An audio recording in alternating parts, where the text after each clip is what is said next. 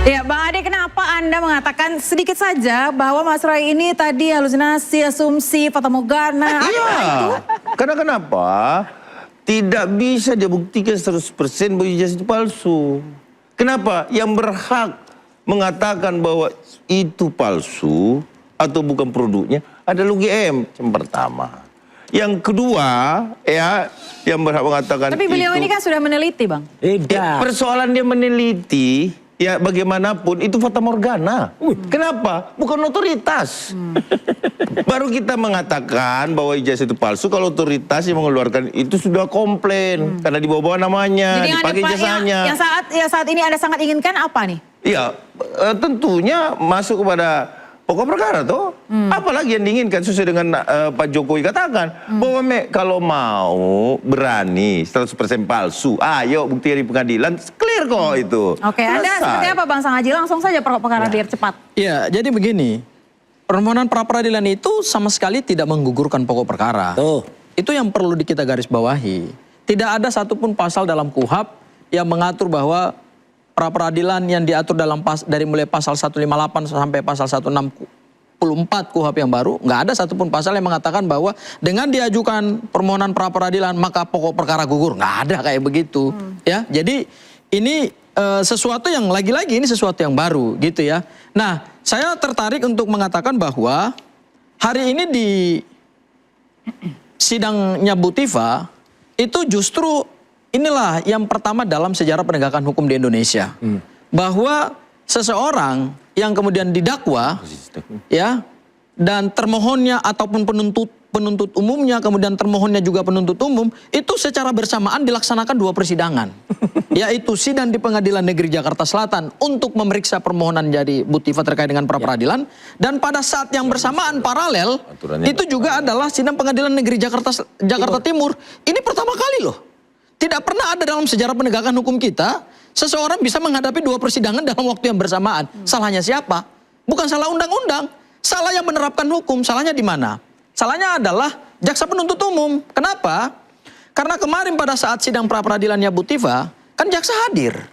Kalau jaksa hadir berarti jaksa mengakui permohonan pra-peradilan itu. Tetapi yang kami tahu berdasarkan komunikasi dengan tim kuasa hukumnya Bu Tifa, sore harinya sudah diberikan relas, yaitu surat panggilan. Loh, jaksa penuntut umum baru menjadi termohon dalam permohonan pra-peradilan, tetapi pada saat yang bersamaan dia memaksakan pemeriksaan pokok perkara. Seharusnya aparat penegak hukum, kalau kita mau bicara dari sisi KUHP ya itu harusnya menunda dulu. Nunggu sampai putusan pra-peradilannya selesai. Kecuali yang kemarin, kejaksaan, dalam hal ini jaksa penuntut umum, mengatakan langsung atau membuat surat atau tidak hadir. Kalau dia tidak hadir berarti dia tidak mengakui permohonan pra-peradilan tersebut. Oke, Anda Pak Rifai melihatnya seperti apa Pak Rifai? Tadi dikatakan bahwa pra-peradilan ini tidak akan menggugurkan sidang pokok perkara ya? Saya sepakat. Tapi kan berbeda untuk yang kuasa hukum Bu Tifa. Karena mengajukan pra-peradilan yang isinya justru ingin menghentikan perkara pokok. Salah satunya merasa bahwa digulirkannya perkara pokok ini merupakan kekeliruan jaksa karena dianggap seharusnya banding bukan memperbaiki dakwaan. Ya, kembali lagi ini kan berarti kan ada beda-beda pandangan juga sesama penasihat hukum. Tapi saya sepakat. Tapi Anda menantikan sekali ya Pak sidang pokok perkara. Kalau saya sih melihat kembali lagi, saya tetap konsisten dengan tadi ya pasal 163 1 bahwa dan menurut saya ini harus ditegakkan gitu ya. Bahwa artinya semua upaya pra-peradilan terhenti pada saat perkara itu sudah didaftarkan di pengadilan negeri. Ini yang saya sangat harapkan. Karena jangan sampai dimanfaatkan oleh pihak-pihak lain ya. Terutama kejahatan-kejahatan extraordinary ya.